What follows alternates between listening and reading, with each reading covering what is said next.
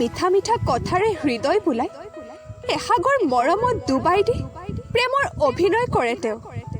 আৰু আপুনি বুজিবই নোৱাৰে হকাই পকাই সাহিত্যৰ ৰসেৰে কৈ যোৱা মিথ্যা প্ৰেমৰ প্ৰস্তাৱবোৰ।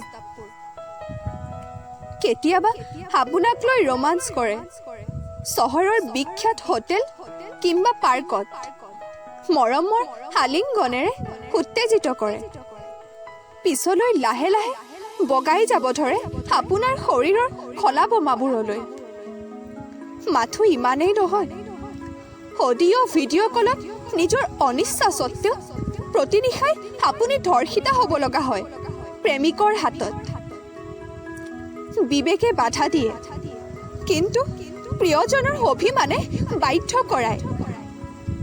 হয়, ধৰ্ষক প্ৰেমিক সেইজন, যদিওবা আপোনাক বাট পথত কাপোৰবোৰ ছিঙি মোহাৰি পেলোৱা নাই, আনকি পশুতুল্য মানৱৰ দৰে আপোনাৰ ৰক্ত মাংসবোৰ কামুৰি ক্ষত বিক্ষত কৰা শৰীৰটোক ডিঙি চেপি হত্যা কৰি এৰি থৈ যোৱা নাই গভীৰ অৰণ্যত। তথাপি ধৰ্ষক প্ৰেমিক তেওঁ।